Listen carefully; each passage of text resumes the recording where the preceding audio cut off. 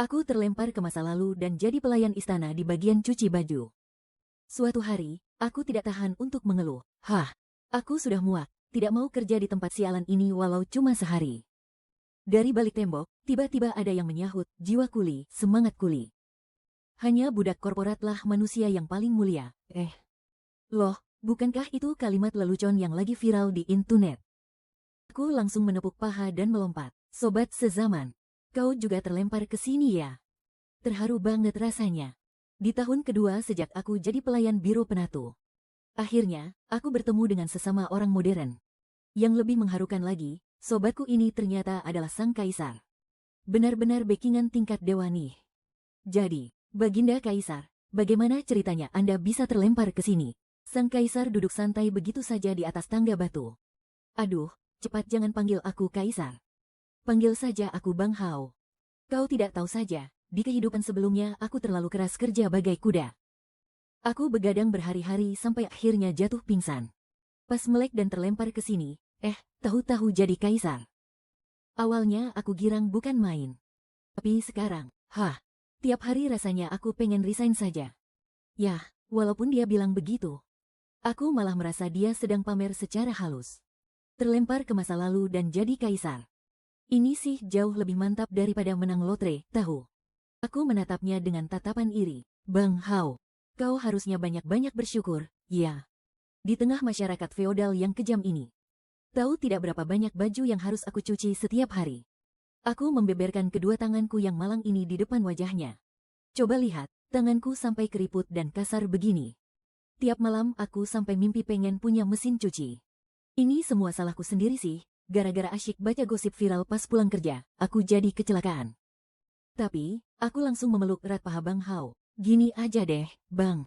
Bantu aku pindah divisi, dong. Seperti kata pepatah, punya orang dalam itu bikin segalanya gampang. Bang Hao tertegun sejenak. Lalu melambaikan tangannya dengan santai. Hal kecil begitu, serahkan saja pada abang. Di biro penatu ini, jujur saja aku sudah tidak betah lagi. Selain tiap hari ada tumpukan baju cucian yang tak ada habisnya. Budaya toksik di tempat kerjanya juga tidak main-main. Kasim kepala di biro penatu itu namanya Feng Gou. Setiap hari dia selalu sewot kepadaku, hanya karena aku tidak pernah mau bersikap manis padanya. Dia terus-terusan mempersulitku. Aku membereskan barang-barangku, bersiap untuk pindah. Feng Gou menghalangi jalanku. Mau kemana kau? Dengan bangga aku menjawab, aku dipindah tugaskan ke ruang baca kekaisaran. Feng Gou tersenyum meremehkan. Ruang baca kekaisaran. Orang sepertimu, aku langsung menegakkan punggungku. Kaisar sendiri yang menunjukku, memangnya kenapa, namun si Feng Gou sama sekali tidak percaya. Cih, kau pasti cuma berhayal. Kusarankan kau patuh saja dan jadilah istri bayanganku di istana. Masa depanmu bakal lebih cerah daripada mencoba menjilat kaisar. Kurang ajar, Kak Hao mendobrak pintu dan masuk. Auranya benar-benar mengintimidasi, sangat berwibawa meski tanpa marah-marah. Bahkan aku pun ikut terdiam kaku. Sampai dia tiba-tiba mengedipkan sebelah matanya padaku. Aku buru-buru bersembunyi di belakang Kak Hao. Pemilik asli tubuh ini bunuh diri lompat ke danau karena dipaksa oleh si Feng Gou. Gara-gara itulah aku bisa bertransmigrasi ke sini. Sekarang aku benar-benar dalam mode sombong karena merasa di atas angin. Rasanya besar kepala sekali. Sambil menunjuk Feng Gou, aku mengadu layaknya anak kecil kepada keluarganya. Sehari-harinya dia selalu menindas orang-orang. Dia juga punya niat buruk padaku. Yang mulia kaisar harus menghukumnya. Feng Gou langsung gemetar ketakutan. Dia seketika bersujud rata dengan lantai. Suara melengkingnya naik beberapa oktav. Yang mulia kaisar, hamba mengakui kesalahan hamba. Mohon ampuni nyawa hamba, yang mulia. Menghadapi kasus pelecehan di tempat kerja ini, Kak Hao langsung mengambil tindakan tegas. Pengawal, seret pelayan kurang ajar ini dan hukum panjung dia.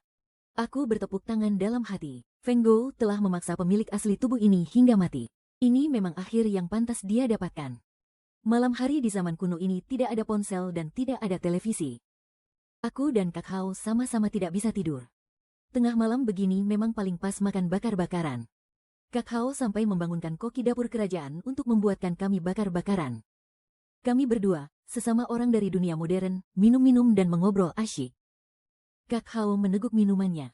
Nada suaranya terdengar sangat senang. Sudah lama sekali aku tidak merasa sesantai malam ini. Kau tahu, Di dunia ini tidak ada satupun yang memahamiku. Rasanya aku seperti manusia yang hidup sendirian di bulan. Sebagai satu-satunya yang selamat, aku menariknya. Ayo bersulang. Aku juga sudah lama tidak merasa sesantai ini. Kenapa sih, orang lain kalau nyasar ke masa lalu pasti jadi nona muda atau putri. Giliran aku yang nyasar, malah harus jadi budak dan babu. Maksudnya apa coba? Emangnya nasibku harus banget jadi pelayan? Kalau ingat itu, hatiku nyesek banget. Aku tarik lengan baju Kakao buat ngelap air mata. Sampai-sampai Kasim kecil yang lagi bawa makanan kaget, nyaris ngejatuhin piringnya. Aku nanya ke Kakao, Kak, pernah nyari cara buat balik ke zaman kita enggak? Sang kaisar sambil nyumpelin daging bakar ke mulutnya. Sambil nanya balik, kamu udah nyari? Aku bersendawa. Udah dong. Awal-awal nyasar ke sini, aku udah nyoba nyebur ke air sampai gantung diri. Tapi tetap aja nggak bisa balik. Kakao ngangkat gelasnya dan tos sama gelasku. Kenapa kamu pengen balik? Ke sana, aku jawab. Ya pengenlah, di sini musim dingin nggak ada pemanas, musim panas nggak ada AC. Mana aku cuma babu tukang cuci baju. Ya pastilah aku pengen pulang. Lagi pula, perusahaanku tuh nggak bisa jalan tanpa aku. Sekarang aja aku lagi megang 2 proyek sekaligus. Laptop aja sampai dikasih 3 unit. Terus ada klien-klien besar yang cuma mau ngomong sama aku doang. Kalau aku nggak balik, banyak urusan yang bakal kacau balau. Muka Kakao kelihatan nggak percaya sama sekali. Aku pun nanya balik ke Kakao. Menurut kakak, negara ini sekarang bisa jalan nggak tanpa kakak? Kakao mukul meja. Asal kamu tahu ya, kalau aku libur sehari aja. Tumpukan dokumen di meja kerjaku udah kayak gunung. Tiap hari ada sejibun masalah yang nunggu keputusanku. Aku buka tangan lebar-lebar. Nah, sama aja kan? Tapi Kakao tetap beda sih, dia kan kaisar. Dia bisa nyuruh orang buat ngerjain tugasnya. Nggak perlu turun tangan sendiri buat semuanya. Tatapan Kakao tiba-tiba kelihatan pasrah banget. Dia nyodorin 1 tusuk sate kambing ke aku. Terus mulai cerita soal nasibnya. Sebenarnya, aku nyasar ke sini udah ada kali setahunan lebih. Aku juga bukannya nggak paham situasinya. Jadi kaisar itu persis kayak buka perusahaan sendiri. Semuanya harus dipikirin. Bedanya, kalau perusahaan bangkrut, kita masih bisa ngajuin pilot. Tapi kalau dinasti ini yang bangkrut, aku mending mati saja. Mana berani aku serahkan urusan ini ke orang lain. Aku pun ikut menghela napas. Ternyata dari zaman kuno sampai sekarang, yang namanya pekerja itu punya penderitaannya masing-masing. Lalu, Anda tidak pernah kepikiran untuk cari asisten. Setiap hari Anda kan sibuk mengurus negara. Presiden direktur saja punya asisten pribadi loh. Dengan nada pasrah, dia menjawab. Aku terbiasa pakai angka Arab dan huruf Mandarin sederhana. Kadang-kadang ada singkatan bahasa Inggris juga. Menurutmu, melatih orang yang bisa memahaminya? Itu hal yang gampang. Setelah bilang begitu, kami saling bertatapan. Sialan. Bukannya aku ini orang yang paling pas. Aku, Dayang dari Biro Binatu, mulai hari ini banting setir jadi pekerja kantoran. Kaisar menambahkan sebuah meja kecil di ruang baca kekaisaran.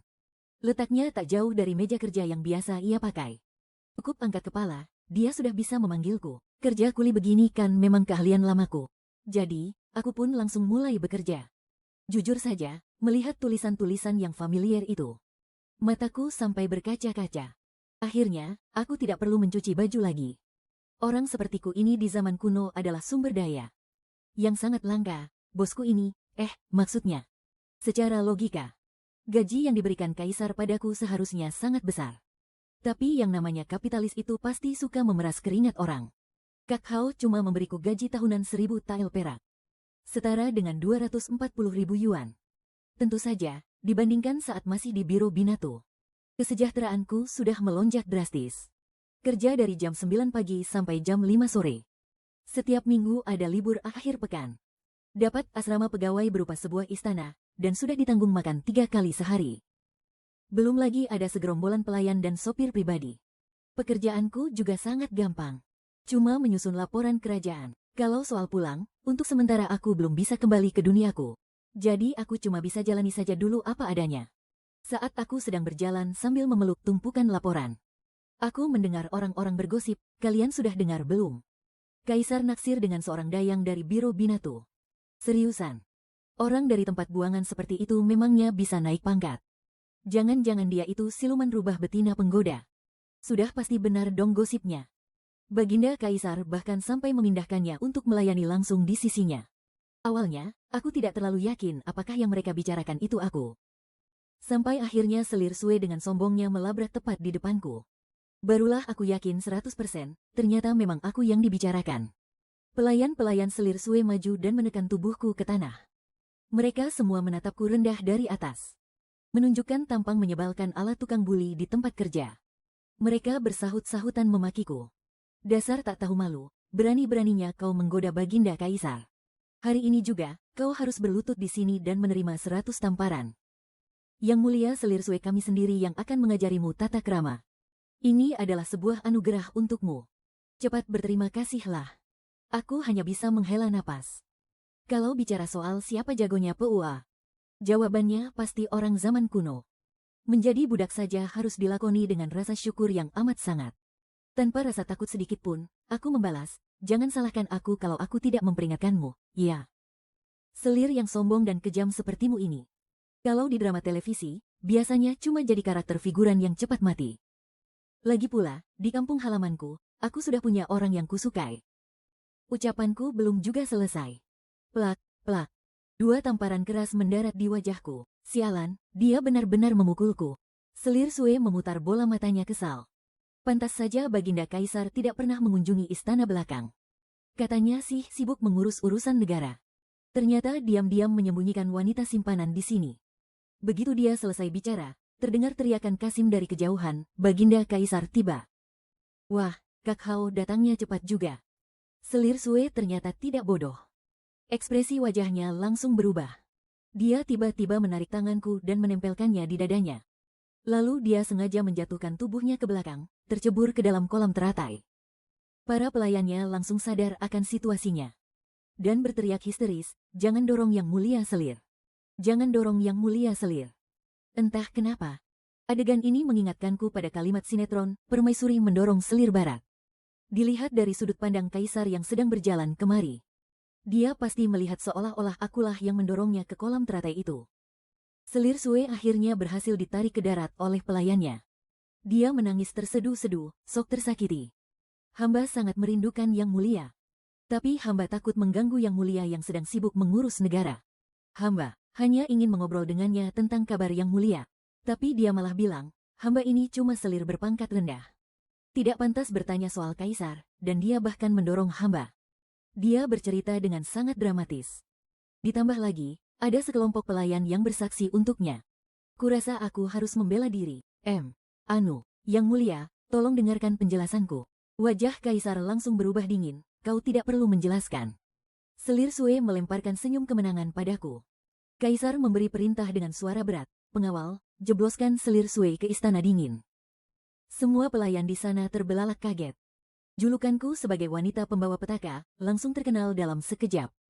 Tiba-tiba saja, semua orang berebut pindah ke biro penatu, posisi yang biasanya dihindari itu. Omong-omong, ini semua gara-gara Kak Hao yang tidak pernah pergi ke istana belakang. Aku menegaskan padanya, mereka itu menyebar rumor palsu. Tidak bisa begini, kau harus pergi ke istana belakang dan mengklarifikasinya. Kak Hao malah mengeluh. Entah leluhur mana yang membuat aturan sialan ini. Rapat pagi kok jam 5 subuh. Artinya, aku harus bangun jam 3 atau 4 pagi setiap hari. Mana ada tenagaku untuk mampir ke istana belakang. Lagi pula, tidak ada libur sepanjang tahun. Satu lagi. Kau tahu ada berapa banyak wanita di istana belakang yang haus belayan? Aku sudah menghitungnya, total ada 31 orang. Sebulan penuh tanpa henti pun baru bisa kusapa semuanya. Tentu saja. Kak Hao mengeluh sambil menyelesaikan setumpuk dokumen negara dengan sangat cepat. Jadi, para bos yang bilang kalau orang kuat itu tidak pernah mengeluh. Itu sudah jelas cuma trik manipulasi mental. Nyatanya, orang yang banyak mengeluh justru punya kinerja yang luar biasa. Kak Hao ini buktinya. Setelah mendengar keluhannya, aku menghela napas. Benar juga, dunia ini isinya kalau bukan budak korporat, ya orang yang terus diperas. Kak Hao tidak mendengar dengan jelas. Kau bilang apa? Aku buru-buru menggeleng. Ah, bukan apa-apa. Pokoknya, kau harus memberiku gelar pejabat wanita. Biar aku bisa bekerja secara terang-terangan. Dan resmi. Tiba-tiba, dia menghentikan kuasnya, menatapku dalam-dalam, lalu berkata, aku baru saja memikirkan cara untuk memangkas anggaran. Perasaanku mulai tidak enak. Dia melanjutkan, coba lihat, militer minta dana padaku. Kementerian Pekerjaan Umum juga minta dana padaku. Bahkan pihak harem juga minta uang padaku. Gimana kalau mereka semua aku pecat saja? Aku terkejut. Gimana cara mecatnya? Dia menyipitkan mata.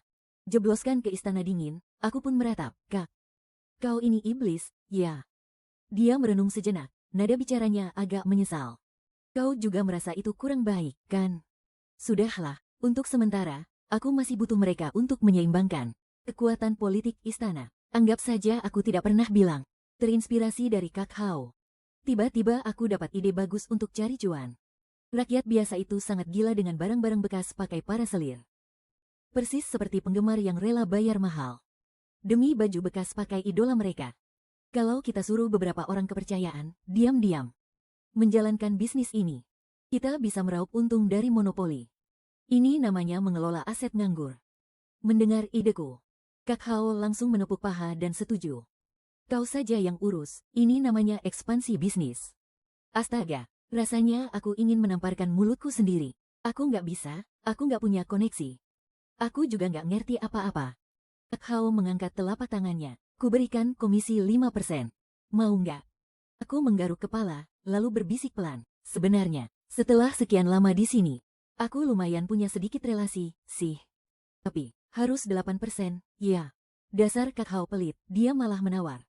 6% saja, biar angkanya bawah hoki. Nggak bisa lebih. 7%, kurang dari itu, aku nggak mau. Kalaupun kau suruh orang lain, mereka pasti diam-diam minta jatah korupsi. Kalau aku kan beda. Aku ini taat hukum. Kau merasa itu masuk akal. Ya sudah, 7%. Angka 7 juga lumayan hoki. Ah, aku ini memang seperti batu bata. Siap dipindah kemana saja saat dibutuhkan. Lewat jalur orang dalam dari Kak Hao, aku menjual mahal barang-barang mewah bekas para selir. Tentu saja, aku juga nggak bodoh. Jual barang asli campur yang palsu. Untungnya jauh lebih besar. Baskom cuci muka bekas Ibu Suri. Aku jual 100 tael. Sisir bekas pakai selir, laku 200 tael. Tapi yang paling cuan, tetap celana dalam kaisar. Aku bahkan bisa menjualnya seharga 1000 tael. Dan hebatnya lagi, itu harga untuk 3 helai. Mungkin, karena aku terlalu sering beramal ya. Nyonya-nyonya kaya di luar istana, semua memanggilku bodhisattva hidup. Suatu hari, aku si bodhisattva hidup ini, malah bertemu pendeta Tao sungguhan. Anak muda, tolong berhenti sebentar. Pendeta tua ini, belum pernah melihat raut wajah sepertimu. Aku langsung waspada. Raut wajah apa maksudnya? Pendeta hidung sapi ini, Komat Kamit bilang apa sih? Jelas-jelas ini raut wajah orang yang mati muda. Tapi, kenapa kau masih hidup? Wah, kakek ini lumayan sakti juga. Aku takut, dia sadar kalau aku ini arwah yang meminjam tubuh orang mati. Langsung saja kumaki dia, dasar dukun palsu. Lalu buru-buru kabur kembali ke istana.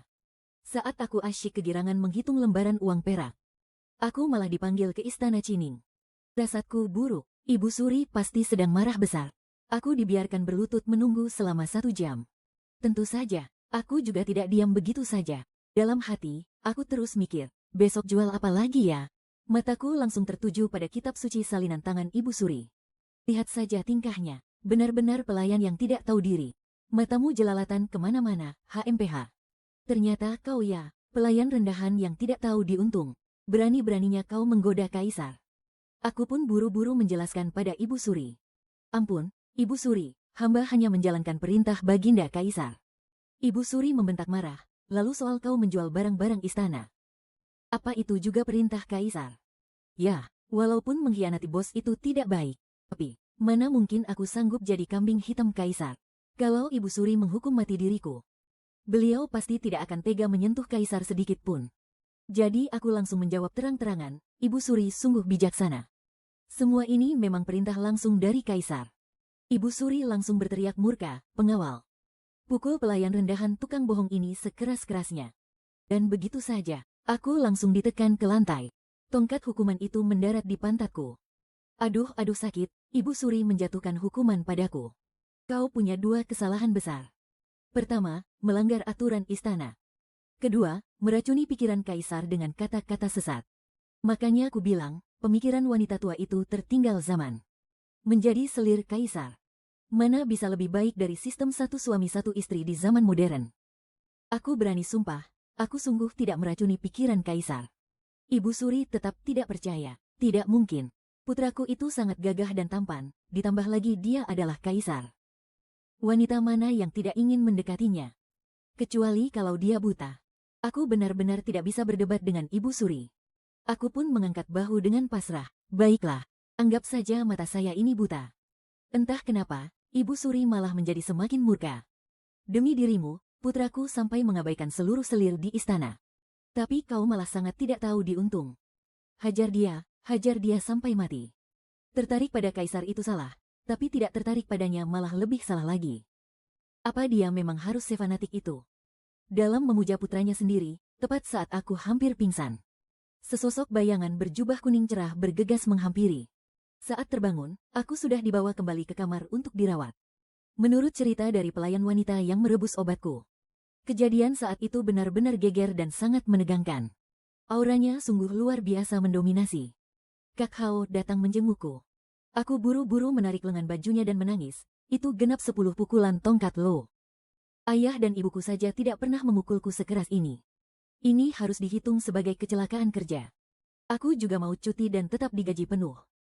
Kak Hao tersenyum geli bercampur kasihan, lalu menjawabku, baiklah, disetujui. Setelah mengalami kecelakaan kerja ini, hari-hariku terasa sangat santai dan luar biasa nikmat. Walaupun aku belum jadi cacat, tapi gaya hidupku sudah persis seperti orang lumpuh. Aku menyuruh pelayan-pelayan istana yang cantik untuk menyuapiku obat, menyuapiku makan, dan mengoleskan salep. Suatu ketika, aku tak sengaja mendengar Kak Hao yang sedang pusing memberi perintah, selama dia tidak melecehkan. Para pengawal istana, biarkan saja dia sesukanya. Hei, apa maksudnya dengan melecehkan?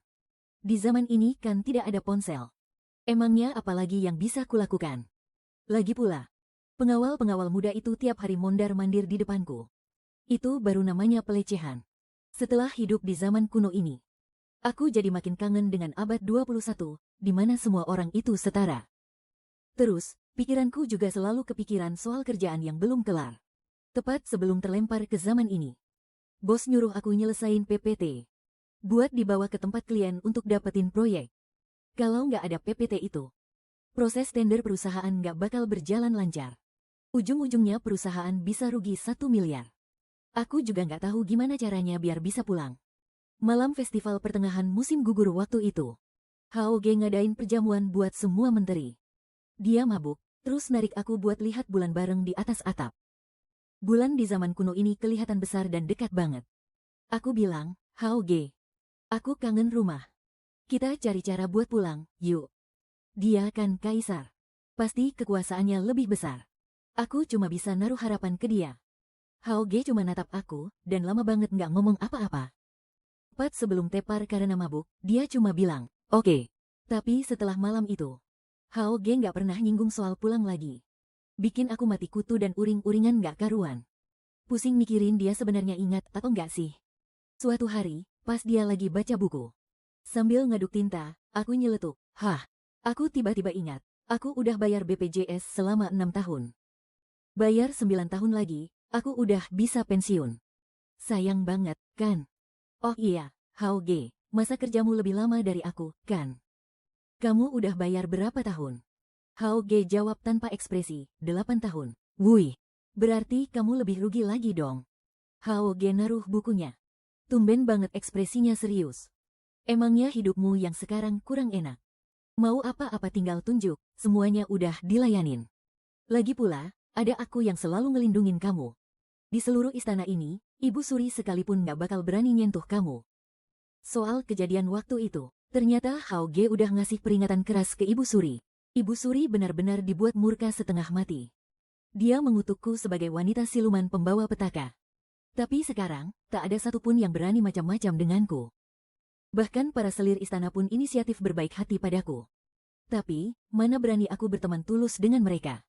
Bisa-bisa aku mati dikerjai tanpa tahu apa sebabnya. Tidak ada teman, tidak ada TV, tidak ada ponsel. Aku benar-benar bosan setengah mati. Aku tahu betul Kak Hao itu seorang kaisar. Mulutnya saja yang koar-koar ingin berhenti jadi raja. Padahal sebenarnya, dia sangat menikmati tahta dan kekuasaannya saat ini. Tentu saja, Ibu Suri tidak terima. Sang kaisar malah jatuh ke pelukan pelayan rendahan sepertiku. Kabarnya, dia sengaja mengundang seorang pendeta sakti masuk ke istana. Kebetulan sekali, orang itu adalah si pendeta tua hidung sapi. Jelas-jelas dia ingin meminjam mulut pendeta itu untuk menyingkirkanku. Aku sudah menebak skenarionya. Paling-paling aku dituduh siluman rubah, atau kerasukan roh jahat.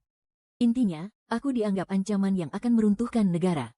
Lalu Ibu Suri dan kerabat kerajaan akan mendesak kaisar untuk menghukum mati diriku. Halah, drama murahan seperti itu sudah terlalu sering kulihat di TV. Tiba-tiba Kak Hao mengirimkan selembar pesan, bertanya besok aku mau makan apa. Kepiting teh, aku tersenyum penuh arti. Aku tahu, dia pasti akan selalu melindungiku. Pesan itu benar-benar menjadi suntikan penenang untukku. Sayangnya, situasinya tidak berjalan sesuai dugaanku. Dengan dalih sedang sakit, Ibu Suri meminta pendeta istana untuk turun tangan.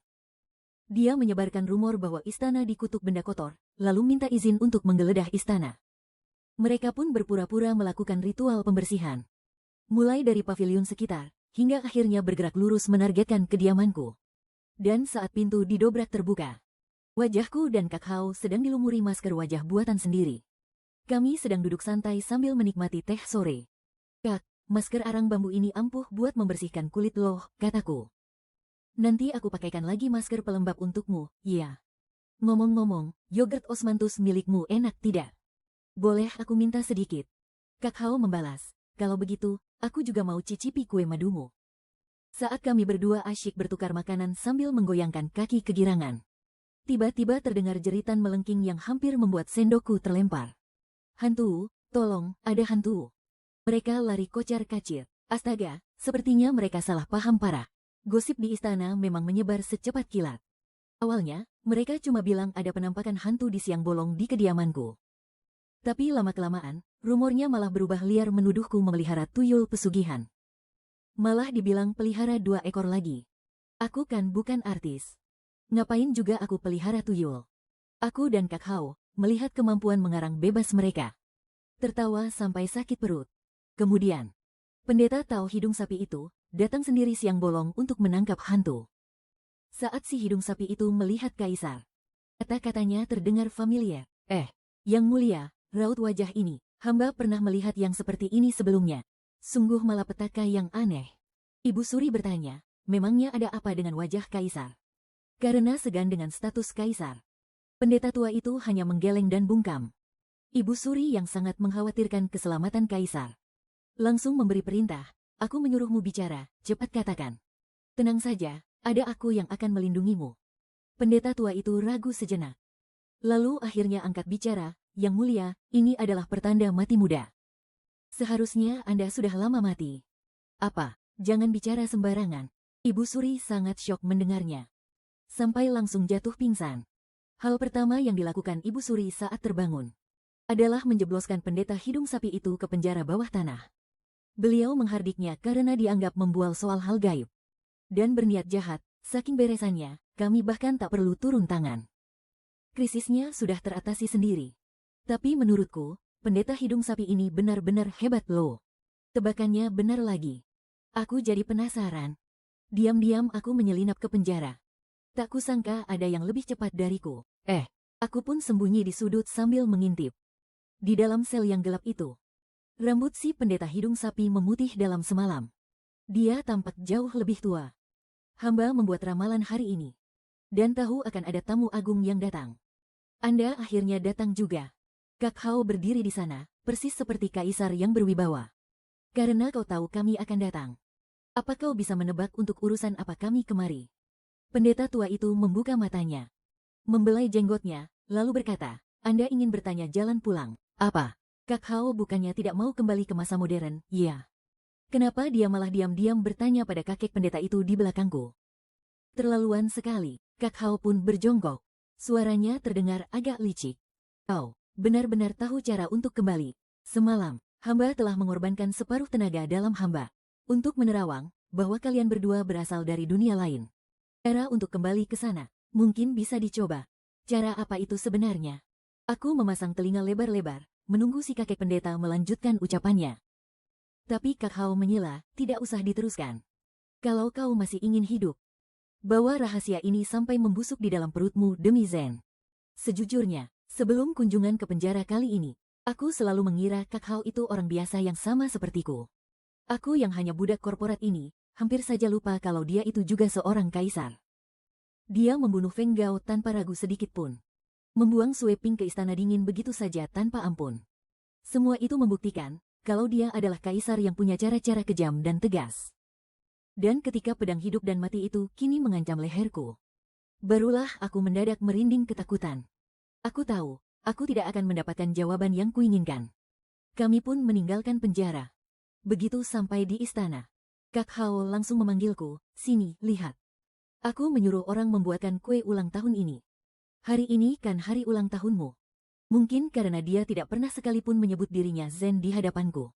Itulah yang membuatku lupa kalau dia adalah seorang kaisar. Kenapa menatapku begitu?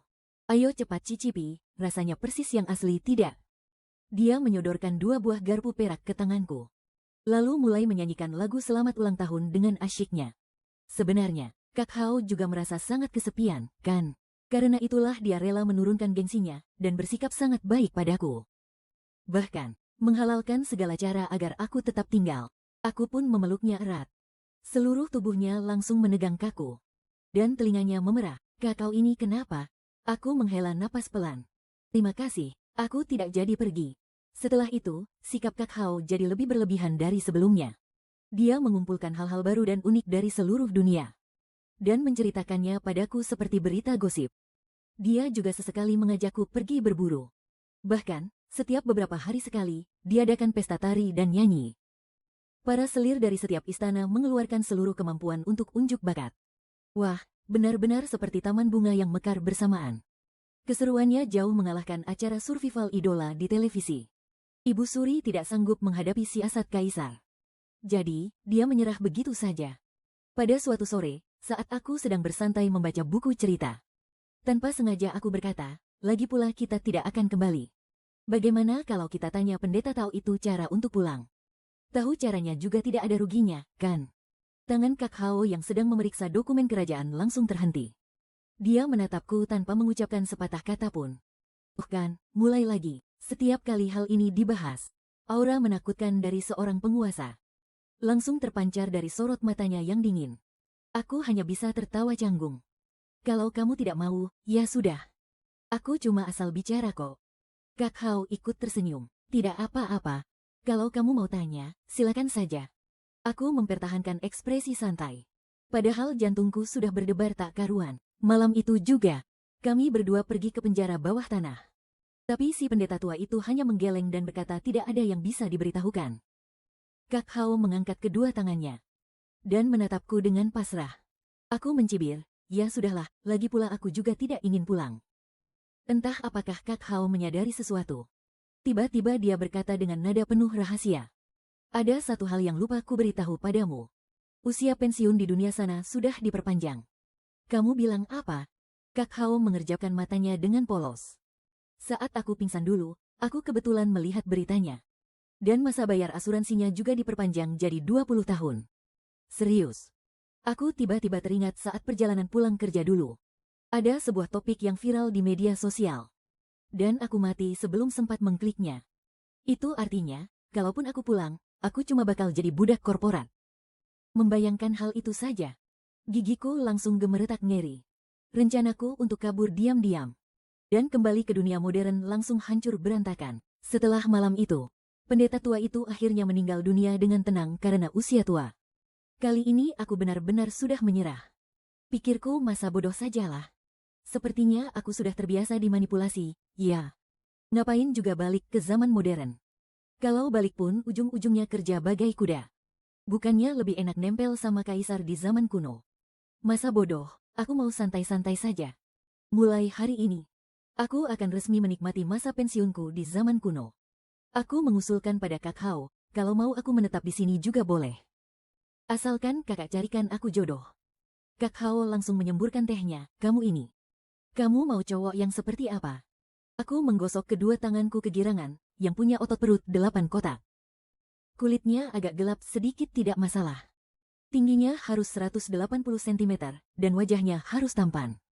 Kak Hao bertanya lagi, lalu pekerjaannya. Profesinya boleh jadi pembunuh bayaran yang dingin. Atau sarjana nomor 1 yang lembut dan sopan. Tuan muda dari keluarga bangsawan yang kaya raya juga tidak buruk. Jenderal muda yang gagah dan bersemangat juga aku suka. Kak Hao menyindir dengan nada sinis, sebanyak itu. Emangnya kamu sanggup meladeninya?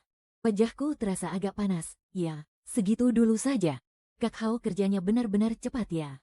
Dia memajang 4 gulungan lukisan potret. Isinya adalah 4 pria yang paling unggul. Aku langsung naksir si jenderal muda pada pandangan pertama. Pria di lukisan itu memakai baju merah, memegang tombak perak, dan menunggangi seekor kuda yang gagah. Aku berjalan ke depan lukisannya dan tidak bisa mengalihkan pandanganku. Kak Hao bilang, yang ini lumayan sok keren, kan? Aku mengabaikan kata soknya dan mengangguk setuju dengan cepat. Kak Hao menjelaskan bahwa orang ini adalah putra keluarga Huo. Usianya 19 tahun, baru saja kembali ke ibu kota dari perbatasan. Kalau kamu suka, nanti aku atur pertemuan kalian. Aku sudah sangat tidak sabar, lalu tunggu apa lagi? Secepatnya ya, Kak Hao lalu berkata. Tapi ada satu hal yang harus aku ingatkan dulu. Dia membawa pulang seorang gadis dari perbatasan. Aku langsung membuangnya seperti barang rongsokan. Dengan nada yang tanpa ampun. Ganti yang berikutnya adalah sarjana nomor 1 yang memakai hiasan bunga. Wajahnya sangat tampan dan rupawan. Sorot matanya tampak begitu lembut dan penuh perasaan. Kak Hao bilang, dia ini sarjana terbaik di ujian kekaisaran tahun lalu. Umurnya 27 tahun, dan berasal dari keluarga miskin. Aku bergumam, boleh juga, nih. Yang ini juga oke.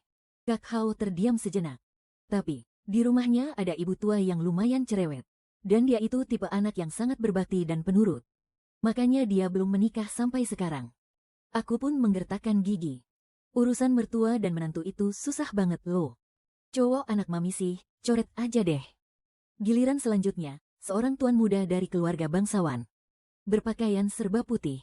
Sorot matanya tampak begitu suci dan tak tersentuh. Benar-benar tipe cowok dingin yang susah didekati. Aku langsung bertanya, kalau yang ini, apa kekurangannya? Kak Hao tersenyum, di kediamannya, dia punya seorang pelayan pribadi. Yang pastinya, pelayan itu adalah kesayangannya. Kamu tahu kan, pria-pria zaman dulu itu walaupun sudah punya istri sah. Belum tentu istri sahnya yang paling disayang. Istri sah itu cuma alat untuk memperkuat kekuasaan keluarga. Punya banyak selir juga hal yang sangat wajar bagi mereka. Apa kamu sanggup melihat suamimu bermesraan dengan wanita lain? Aku menarik napas panjang. Tanpa menoleh lagi, aku langsung menatap lukisan yang terakhir. Pria dengan balutan pakaian tempur serba hitam. Satu tangannya tampak menggenggam sebilah pedang. Gila, tampan banget, kerennya sampai menembus jantungku.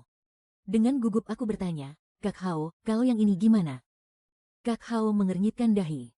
Orang ini dijuluki bayangan hantu di dunia persilatan. Umurnya 25 tahun, dan hampir tidak punya kelemahan. Tapi, aku saranin kamu jangan pilih dia, deh. Aku nggak mau kamu berakhir jadi janda. Berdasarkan perkiraan kasarnya saja, yang mengincar nyawanya itu nggak kurang dari 10 orang. Aku mengangguk jaim, ya, yang ini lumayan juga, lah. Apanya yang cuma lumayan? Selain berbahaya, cowok ini benar-benar paket komplit idaman banget. Melihat dia tak bisa mencegahku. Kak Hao mulai menyindir, kayaknya kamu emang udah kebelet kawin, ya. Emangnya hidupmu bakal hancur kalau nggak ada cowok? Diejek seperti itu oleh seorang pria, tentu saja aku marah besar. Asal tahu saja, aku ini seumur hidup belum pernah pacaran. Kak Hao tertegun sejenak, kamu belum pernah pacaran. Dia berusaha keras menahan tawanya. Aku jadi salah tingkah. Lalu aku bilang, kamu kan tahu, kita para pekerja kantoran ini sibuk banget. Sama sekali nggak ada waktu buat pacaran. Jomblo di usia segini tuh wajar banget. Terus ya, aku ikut kencan buta deh. Sudah ketemu sama beberapa orang. Tapi semuanya malah terasa seperti barang dagangan yang dikasih label harga. Bikin malas dan gak menarik sama sekali. Entah kenangan apa yang teringat oleh Kak Hao. Dia malah ikut mengangguk. Kalau begitu, kamu lumayan mirip sama manajerku. Waktu sekolah, cuma fokus belajar. Pas kerja, ya cuma mikirin kerjaan. Nggak pernah kepikiran buat pacaran, dan nggak punya waktu juga. Sama kencan buta pun nggak tertarik. Aku langsung menyela, tunggu sebentar. Maksudmu, kamu juga belum pernah pacaran? Jangan-jangan kamu masih... Kak Hao langsung tersentak dan mendengus dingin. Hah, Mana mungkin aku begitu? Aku nggak percaya deh, serius.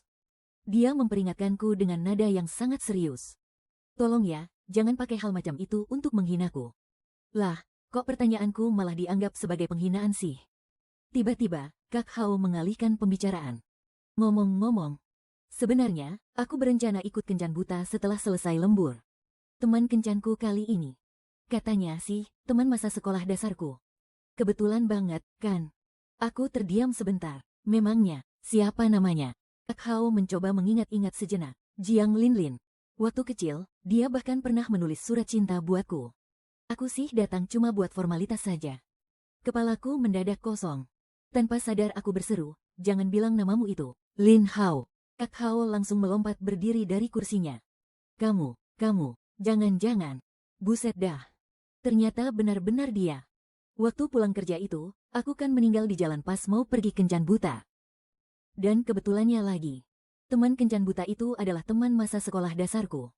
Dan dia, cowok yang kutaksir diam-diam selama bertahun-tahun. Bener-bener nggak ngangka. Lin Hao masih ingat soal surat cinta yang pernah kutulis buatnya. Waktu itu, wajahnya tampan dan bersih banget. Sikapnya dingin dan cuek, persis kayak biksu suci. Nilainya selalu bagus, dan dia juga sangat menjaga kebersihan. Kelihatannya sih, kalem dan sopan. Tapi siapa sangka, di usia semuda itu, dia sudah ban hitam taekwondo. Di antara cowok-cowok lain yang isi kepalanya cuma main game terus. Dia itu, luar biasa beda sendiri.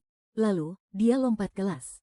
Dan ku dengar-dengar, dia akhirnya masuk ke dunia perbankan investasi. Menjadi sosok yang tak terlupakan. Dan paling bersinar di ingatan banyak gadis. Tapi, begitu kami saling mengenali, aku langsung menyesal. Dulu kan aku masih muda dan naif saat menulis surat cinta itu. Malah diceramahi suruh belajar yang rajin. Malu banget rasanya. Ngomong-ngomong, ada kehebohan besar di istana. Kaisar mereka yang sangat agung itu setiap hari memohon di depan pintuku, minta dibukakan pintu. Aku sedang marah besar. Dan akibatnya sangat fatal. Apa maksudnya cuma sekadar formalitas Demi kencan buta hari itu. Aku sampai beli baju baru dan dandan habis-habisan.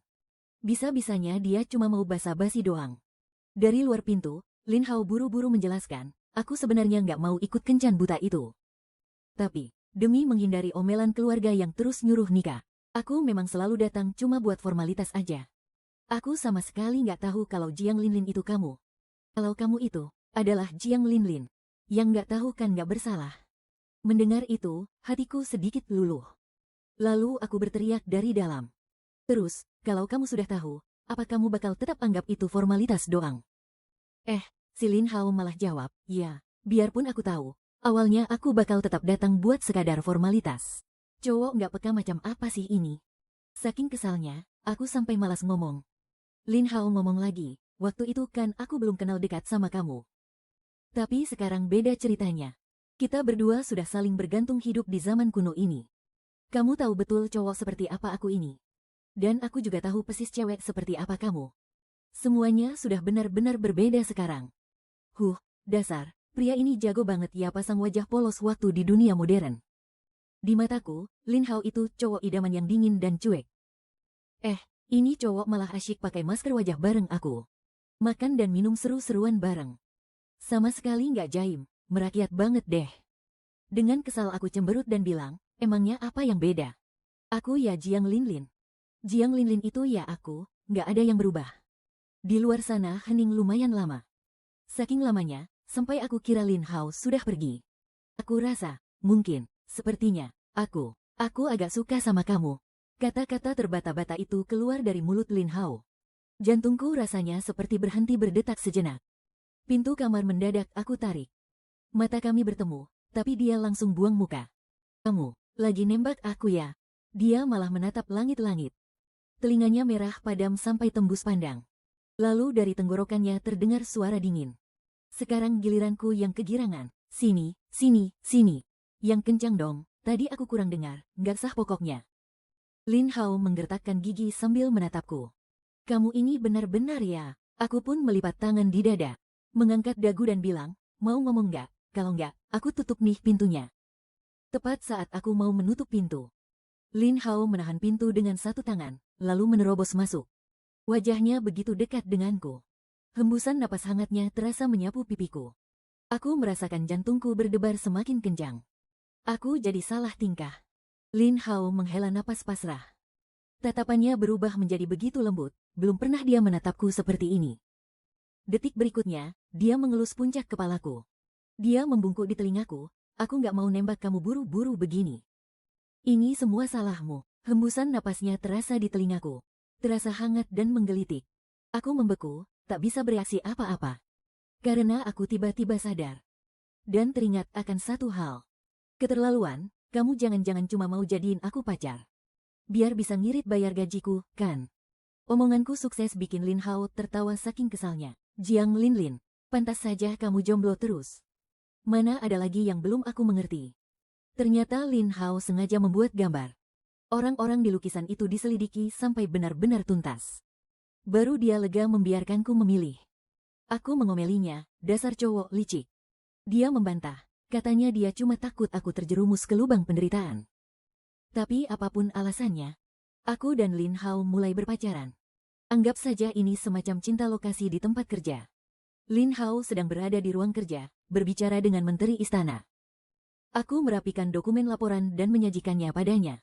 Saat dia membuka laporan itu, dia tak bisa menahan tawanya. Yang mulia, apakah ucapan hamba yang tua ini ada yang salah?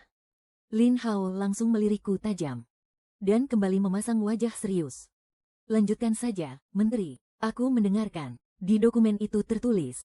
Bicaranya lambat banget kayak kura-kura. Bikin aku ngantuk saja. Lin Hao berpura-pura menuliskan tanggapan di dokumen itu. Lalu mengembalikannya padaku. Aku menerimanya dengan penuh hormat dan membawanya kembali ke ruanganku.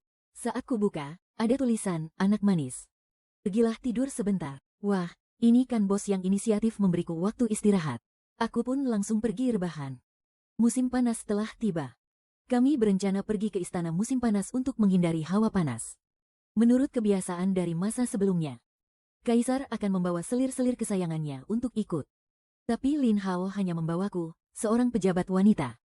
Orang-orang istana sepertinya sudah mati rasa dengan hal ini. Tidak ada satupun yang melayangkan protes. Kami menikmati embusan angin yang sejuk, sambil makan semangka, dan menyuruh para pelayan menangkap kepiting di sungai kecil. Saat malam tiba, kami menikmati semangkuk es puding susu yang segar. Aku mendesah begitu puas dan berseru. Aku akhirnya paham, kenapa Kaisar Liusan dulu bisa bersenang-senang sampai lupa daratan. Lin Hao duduk berdampingan denganku. Dia juga ikut menghela napas panjang. Rasanya kalau ada kamu, aku jadi malas mengurus urusan kerajaan. Tanpa pikir panjang aku langsung menimpali. Tentu saja, malam yang indah terasa begitu singkat sampai matahari meninggi. Sejak saat itu sang raja tak mau lagi memimpin rapat pagi. Begitu kalimat itu terucap, aku baru sadar kalau itu kurang pantas. Lin Hao langsung tertawa terbahak-bahak. Dia menoleh dan menatapku penuh arti. Kurasa, aku harus memberimu sebuah hadiah. Mataku langsung berbinar. Dan tanpa sungkan menjawab, janji Raja Pantang ditarik kembali. Loh, aku mau meraba otot perutmu. Lin Hao sama sekali tidak menduga permintaan ini. Sungguh tidak tahu aturan. Tapi setelah aku terus merengek dan membujuknya, dia akhirnya mengalah dan memberi perintah. Semua pekerja pun membalikan badan. Aku mulai menjulurkan tangan nakalku. Merasakan lekuk otot perutnya dari balik pakaian. Hawa panas menguar dari tubuhnya. Sedangkan Lin Hao tidak berani menatapku. Dia membuang mukanya ke arah lain. Aku pun semakin melunjak. Tanganku menyusup ke dalam. Wah, ternyata menyentuh otot perut rasanya seseksi ini. Lin Hao akhirnya memejamkan matanya rapat-rapat. Menggemeretakkan giginya menahan diri. Dia terlihat sangat tersiksa, tapi juga seolah menikmatinya. Seorang kaisar yang berkuasa di atas segalanya. Ternyata bisa memiliki sisi yang begitu menggoda. Suaranya terdengar tertahan dari sela-sela giginya. Sudah puas merabanya. Dengan berat hati, ku tarik kembali tanganku. Lalu ku beri satu kecupan manis di perutnya itu. Gara-gara hal ini, untuk waktu yang cukup lama, Lin Hao selalu berlatih otot perut setiap malam. Namun, kehidupan kami yang damai tiba-tiba dihancurkan oleh seorang pembunuh bayaran. Pembunuh biasanya beraksi di tengah malam. Tapi orang yang satu ini sangat percaya diri. Dia berani menyerang di siang bolong. Namun sungguh sial. Dia adalah Gui Ying, sosok yang pernah kulihat di lukisan buronan itu. Dia menerobos masuk ke istana singgah. Seolah tempat ini tidak berpenghuni. Para pekerja berteriak histeris, "Lindungi Yang Mulia." Semua orang mengira dia mengincar nyawa kaisar. Bahkan Lin Hao pun berpikir begitu. Dia mendorongku menjauh dan menyuruh pengawal membawaku kembali ke dalam istana. Namun, pedang Gui Ying malah menembus dadaku. Dalam sekejap, yang terlintas di kepalaku justru ingin menarik kembali semua pujianku untuknya. Gui Ying tidak berniat melanjutkan pertarungan. Dia mencabut pedangnya dan menghilang tanpa jejak. Tubuhku pun ambruk ke dalam pelukan Lin Hao. Rasa sakit yang luar biasa perlahan-lahan mulai menjalar ke seluruh tubuhku. Aku ingin menunduk, melihat luka menganga di dadaku. Tapi aku hanya melihat kedua tangan Lin Hao berlumuran darah. Sekuat apapun ditekan, darah terus mengalir. Matanya merah menyala, mengerahkan tenaganya dengan panik.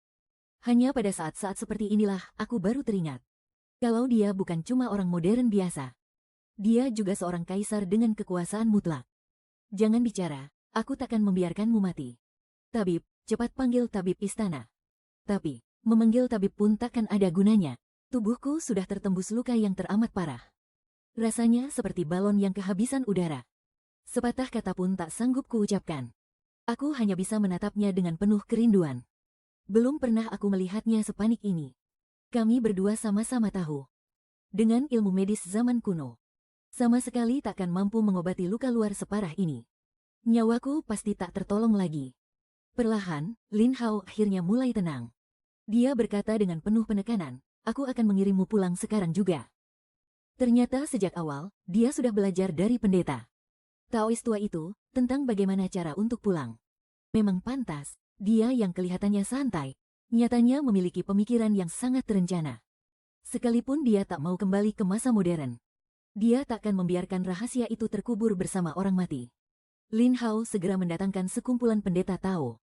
Mereka membentuk formasi sihir dan mengelilingiku. Kesadaranku semakin lama semakin kabur.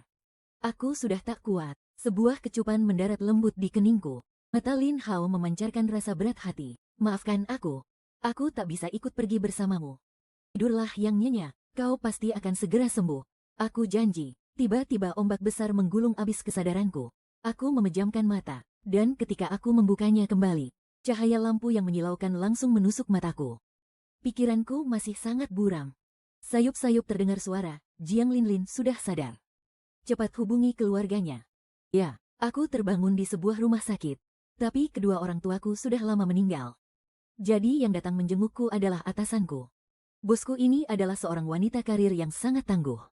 Tumben sekali. Dia mau repot-repot menyuapiku sup secara langsung. "Gila, kamu ini bener-bener panjang umur. Besi baja segede gitu nembus dada kamu. Hampir aja nyawamu melayang. Lain kali kalau nyetir yang hati-hati, jangan. Mendingan kedepannya kamu gak usah nyetir lagi deh." Ingatanku soal kerjaan seketika langsung kembali. "Oh iya, Kak Yan. PPT buat tender ada di laptopku, udah aku selesain. Kalian cari orang buat gantiin aku presentasi, ya. Oh iya, satu lagi. Klien minta ketemuan sama kita sehabis bulan Oktober ini. Semua rekan kerja di tim proyek harus ikut. Terus juga, Kak Yan stop. Udah, cukup. Urusan tender itu udah lewat. Kamu fokus aja sama pemulihan. Nggak usah mikirin kerjaan." Ternyata, waktu udah berlalu, ya. Tender yang aku khawatirin itu, kata Kak Yan, udah berhasil kita menangin. Kami beberapa orang lembur buat bikin PPT baru. Dan berhasil kita dapetin. Terus, klien juga nitip pesen supaya kamu fokus aja istirahat. Mereka secara khusus minta Xiao Peng buat gantiin kamu mimpin proyeknya. Dia itu jago minum. Ngobrol sama klien juga nyambung banget. Jiang Linlin. Perusahaan gak akan berhenti nyari duit cuma karena gak ada kamu. Jadi, kamu tenang aja, ya. Ya, seketika perasaanku jadi hampa. Meskipun aku udah kembali ke zaman modern, tetap aja aku nggak bisa bantu apa-apa. Semua kerjaanku diserahin ke anggota tim proyek. Buat mereka yang nanganin. Awalnya aku khawatir banget mereka bakal ngelakuin kesalahan kalau nggak aku awasin. Tapi nyatanya, proyek itu tetap berjalan lancar. Omong kosong soal perusahaan nggak bisa jalan tanpa aku. Ternyata cuma aku aja yang mikir kejauhan. Begitu aku punya waktu luang, aku terus-terusan teringat kata maaf terakhir dari Lin Hao. Aku bisa ngerti kok kalau dia nggak mau ikut kembali demi aku. Sebenarnya, aku juga sempet mikir. Yang dia suka itu adalah diriku yang terlempar ke zaman kuno. Kalau aja kami ketemu lewat kencan buta biasa, dia pasti nggak bakal mau kenal aku lebih jauh. Dengan kata lain, dia menyukaiku. Sebagian besar alasannya adalah karena di dunia itu, hanya aku dan dia yang berasal dari zaman modern. Jarak psikologis di antara kami jadi terasa sangat dekat. Lagi pula, selama bertahun-tahun di dunia modern, dia tidak pernah menyukai siapapun. Kalau saja aku tidak terlempar ke sana dan menjadi sesama orang modern, mungkin dia tidak akan pernah punya alasan untuk menyukai seseorang. Jadi, sosok diriku ini, apakah sebenarnya bisa digantikan oleh siapa saja, HMPH? Jangan kira aku ini cuma budak cinta. Kalau sudah berpikir jernih, aku sendiri saja sampai takut. Kalau tidak, mana mungkin aku menjomblo sejak lahir selama ini. Setelah lukaku sembuh, aku mengambil cuti lagi. Ming Hao ternyata cukup tega juga, ya. Dia sama sekali tidak memikirkan orang tuanya. Aku pun pulang ke kampung halamanku. Wali kelas set kami dulu mengenaliku dan menarikku untuk mengobrol. Oh ya, kamu masih ingat Lin Hao teman sekelas kita dulu? Aku tersenyum canggung. Ingat, Bu. Wali kelasku menghela napas. Masih sangat muda, tapi dia meninggal mendadak. Aku tertegun sejenak. Dengan ragu aku bertanya, meninggal mendadak? Nada suara wali kelasku terdengar yakin. Iya, meninggal mendadak. Keluarganya bilang, itu akibat sering begadang dan kerja lembur. Aku terdiam beberapa saat. Bukankah dia bilang, dia cuma jatuh pingsan? Kenapa malah sudah meninggal dunia? Wali kelasku lanjut bercerita. Keluarganya sering mengatur kencan buta untuknya. Tapi dia cuma datang sekadar formalitas. Benar-benar gila kerja yang sama sekali tidak peduli soal asmara. Ibu sebenarnya berharap ada perempuan yang bisa meluluhkan hatinya. Dengan begitu, dia bisa lebih menikmati hidupnya. Hah, anak muda zaman sekarang, masa pekerjaan lebih penting daripada kesehatan? Oh iya, dia terus koma di ruang ICU. Sebenarnya, dia sudah lama mengalami mati otak. Hanya saja, keluarganya tidak rela untuk menyerah. Tadi malam, keluarganya akhirnya berhasil dibujuk oleh dokter dan merelakan kepergiannya. Kalau kamu pergi sekarang, kamu masih bisa menghadiri pemakamannya. Jadi, inikah alasannya Lin Hao? Bukan karena dia tak mau melepaskan tahta kaisar untuk kembali, tapi karena tubuhnya sudah mati, dia sama sekali tak bisa kembali. Aku berjalan keluar dari sekolah dasar itu dengan perasaan hancur dan pergi melihat upacara pemakaman hitam putih lagi. Pendeta Tao yang memimpin ritual mengejarku dan memanggil, tunggu. Pendeta ini melihat raut wajahmu agak unik. Sepertinya kita pernah bertemu di suatu tempat. Aku menatap wajah pendeta Tao itu baik-baik. Anjir, dasar pendeta hidung sapi. Saat gadis iblis itu baru saja mati, Ibu Suri merasa sangat lega. Tapi tak lama kemudian, dia tidak bisa merasa senang lagi. Awalnya dia pikir, Kaisar hanya akan bersedih untuk sementara waktu. Lalu akan teringat lagi pada kebaikan selir-selir di istananya. Siapa sangka, Kaisar malah menangkap para dalang bayangan itu dan menyiksa mereka habis-habisan. Setelah diselidiki, ternyata otak di baliknya adalah salah seorang selir. Kaisar pun memenggal seluruh anggota keluarga selir itu. Pada akhirnya, seluruh harem istana dibubarkan.